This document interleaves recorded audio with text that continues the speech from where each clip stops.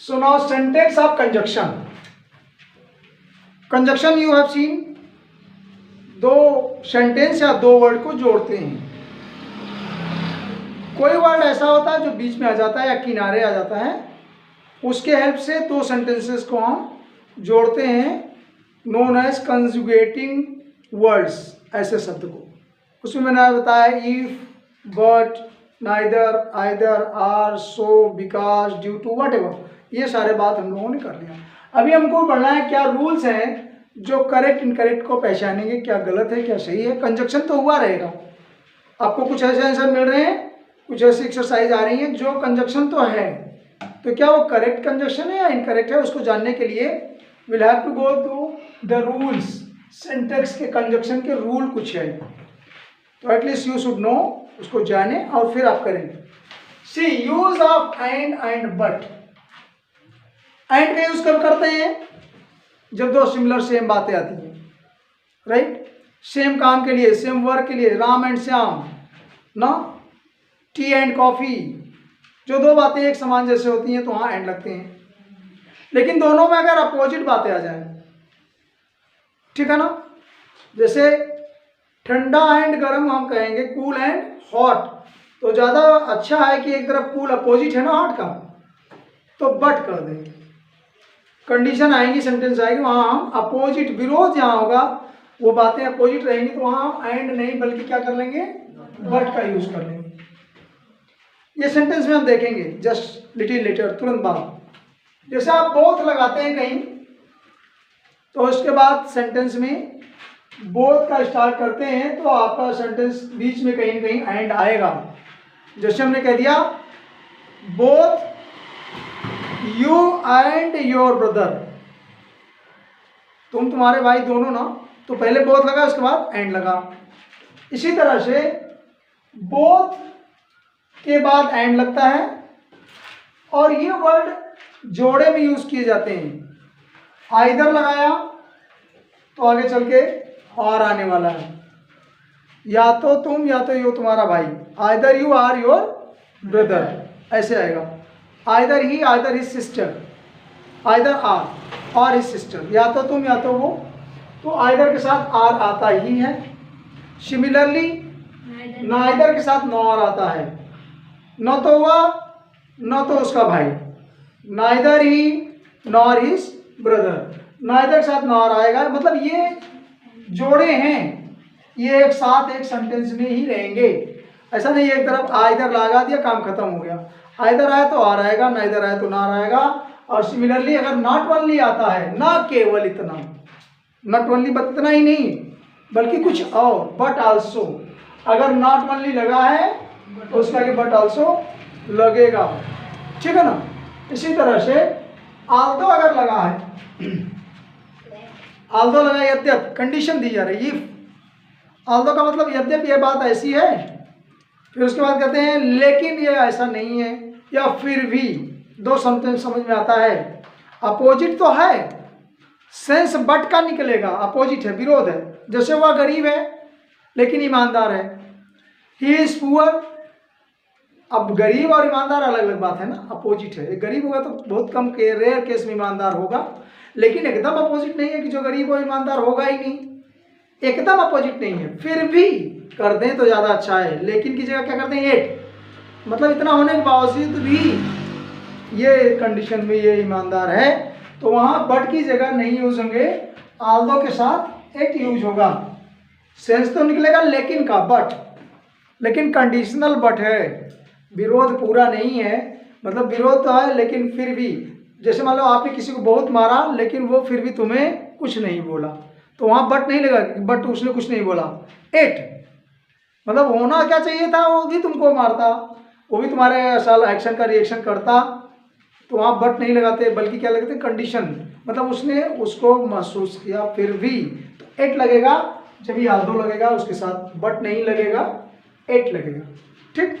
तो बट का सेंस तो निकलेगा लेकिन बट नहीं लगेगा, लगेगा क्या, करेक्शन में ध्यान दीजिएगा। नाउ नो सूनर, अगर कहीं नो सूनर वर्ड स्टार्ट हो रहा है, स्टार्टिंग में लग गया नो सूनर, तो नो सूनर जैसा आप what, when, why, question mark, interrogative वाला यूज करते हो, इंट्रोगेटिव सेंटेंस बन जाता है। नो सूनर पहले लगा दिया तो वह पूरा सेंटेंस जैसे इंट्रोगेटिव किया जाता है वैसा होता है। इंट्रोगेटिव में क्या होता है, व्हाट, व्हेन, व्हाई के बाद क्या हेल्पिंग वर्ब लग जाती है, do, did, he, am, are ना। तो इसके बाद भी अगर नो सूनर लगा हुआ है तो उसके बाद हेल्पिंग वर्ब का यूज करेंगे कोई इंट्रोगेटिव की तरह, जो हेल्पिंग वर्ब ऑक्सिलरी आप जानते हैं। फिर आप उसके बाद भी सेंटेंस के बीच में कहीं देन आएगा, कंपैरेटिव वर्ड देन, ठीक है ना। सिमिलरली अगर फ्यूचर इंडेफिनिट टेंस है, दो सेंटेंस अलग अलग हैं, उनको कनेक्ट कर रहे हैं, कंजक्शन कर रहे हैं और दोनों फ्यूचर इंडेफिनिट के हैं, तो एक जगह फ्यूचर इंडेफिनिट टेंस में लगा देंगे, दोनों का काम चल जाएगा। जोड़ते समय दोबारा फ्यूचर नहीं लगाना है। तो अगर दो सेंटेंस फ्यूचर इंडेफिनिट के एक साथ लोग जोड़ रहे हैं तो उसमें दोनों जगह फ्यूचर का जो हेल्पिंग वर्ब है, विल या शैल, दोनों जगह यूज नहीं होगी, एक जगह लगा देंगे, दोनों का काम हो जाएगा, ठीक है ना। जैसे हमने कह दिया इफ यू विल कम, जैसे तुम, यदि तुम आओगे, तो फिर कहा हमने आई विल हेल्प यू, मैं तुम्हारी मदद करूंगा, दो सेंटेंस हो गए। If you will come, I will help you, तो दो अलग अलग सेंटेंस में विल लगाया हमने, लेकिन जब इकट्ठा करेंगे तो एक बार कह देंगे यदि तुम आओगे तो मैं मदद करूंगा। इफ यू कम कंडीशन ये हो गई, if you come I will help you, एक जगह कर देंगे, यदि तुम आओ मैं तुम्हारी मदद करूंगा, इतना इकट्ठा हो जाएगा। कहने का मतलब जो दो फ्यूचर इंडेफिनिट टेंस होंगे तो हम एक जगह फ्यूचर की हेल्पिंग वर्ब यूज करेंगे, right. So go for the examples, लिखे क्वेश्चंस फॉर एक्सरसाइज। इतना होने के बाद कुछ एक्सरसाइज के लिए लिखे, करेक्ट करें। So just go for the correction. When he came then I was not there. Exercise में when he came then I was not there, ये इनकरेक्ट है जी, not there। क्या होगा, एक सेंटेंस है when he came then I was not there, ये incorrect है। Conjugation तो किया गया है कि मैं वहां नहीं था, एक अलग सेंटेंस है, ये अलग सेंटेंस है, और जब वो आया when he came, जब वो आया एक अलग सेंटेंस है, I was not there ये भी एक अलग सेंटेंस है, लेकिन इसको जोड़ा गया है, कंजक्शन किया गया है, तो इसमें कंजक्शन देन लगा दिया गया है। क्या ये करेक्ट है?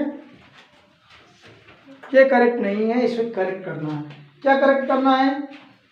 इसमें कोई वर्ड नहीं लग रहा है, देन लगाने की जरूरत नहीं है, हो जाएगा व्हेन ही केम, कॉमा कर दीजिए, I was not there.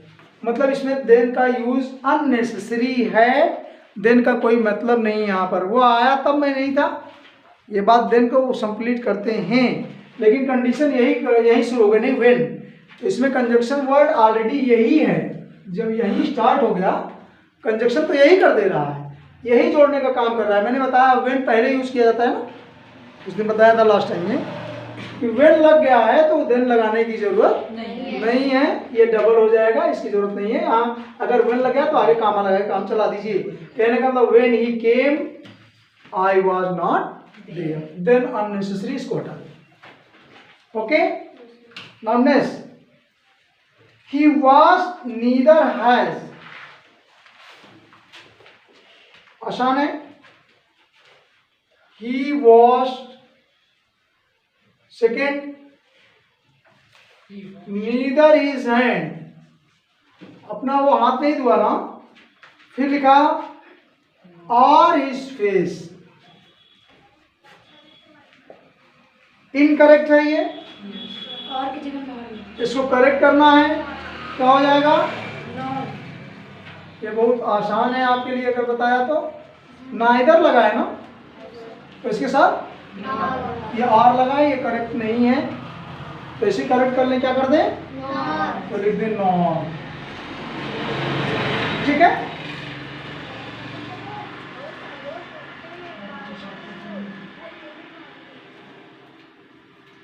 As soon as he came in, as soon as he came in, then I went out. ये भी एक सेंटेंस है, बताएं। as soon as मैंने जैसे ही वो आया, ये खुद ही एक कंजक्शन वर्ड है ना, मतलब जैसे ही आया मैं चला गया, दो सेंटेंस है, मैं चला गया जैसे ही वो आया, दोनों को जोड़ा देन से, जब वो आया तब मैं गया। लेकिन अभी देखिए ये कंजक्शन का काम खुद ही कर दे रहा है, कंडीशन बता रहा है, जैसे ही आया वैसे दूसरा चला गया। इसका मतलब आने की कंडीशन बता दी गई है, देन लगने की जरूरत नहीं है। तो ये देन अननेसेसरी यूज हो गया, इसको कट करके केवल कॉमा कर देंगे, ठीक है ना। मतलब as soon as he came, comma I went out, then लगाने की फिर जरूरत नहीं है। देन तो तब होता जब as soon as नहीं होता। Are you getting well? Correction सही है, ठीक है।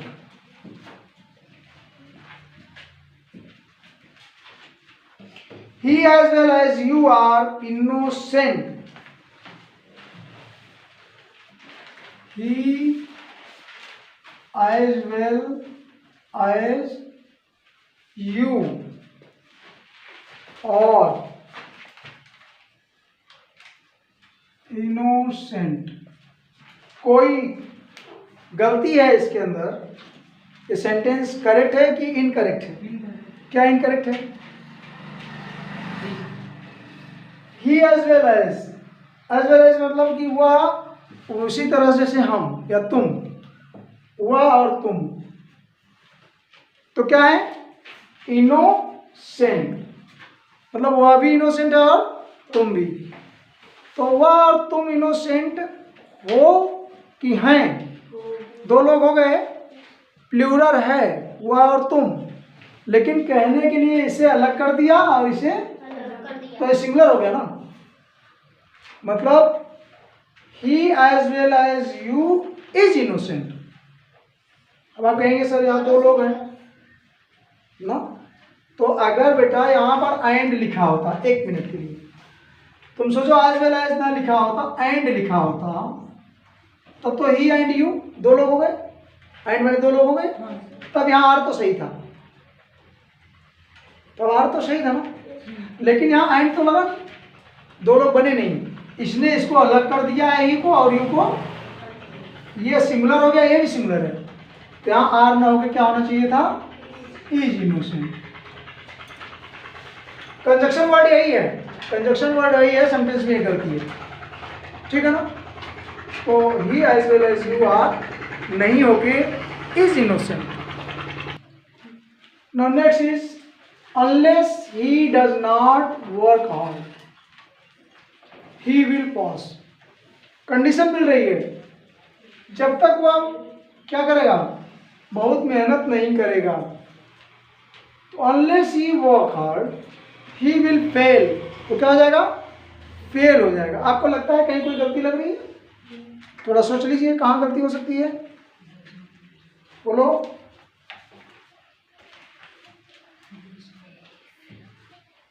बताएं क्या? अनलेस का अनटिल तो होता है, लेकिन यहाँ पर अनलेस साथ अनटिल लगने कंडीशन नहीं है, वो कंडीशन दी जाती है कि जब तक नहीं करोगे तब तक नहीं होगा। अगर मान लीजिए अनलेस का मतलब ही होता है जब तक नहीं करोगे, तो इसका नेगेटिव मतलब पॉजिटिव वर्क ही नहीं है, इसका मतलब ये है कि नहीं करोगे तो क्या नहीं करोगे? Work hard. तो जरा ये सोचो, ये डज नॉट हटा दिया जाए, इसको कट कर दीजिए, अगर दो कंजक्शन की जरूरत नहीं, दोनों का मतलब एक ही है ना, तो दोनों सेंटेंस जोड़ा आपने, तो सीधे लिख दो अनलेस ही, अभी यहाँ क्या होना चाहिए था? वर्क्स ना, यहाँ यस लगा देंगे। क्यों बेटा? क्योंकि ये क्या है? प्रेजेंट इंफिनिटिव है। तो अगर कंडीशन दे रहे हैं, अगर तुम मेहनत नहीं करोगे वो मेहनत नहीं करेगा, करता है तो फिर होगा, मेहनत तभी कर रहा है ना। तो अनलेस ही वर्क्स हार्ड।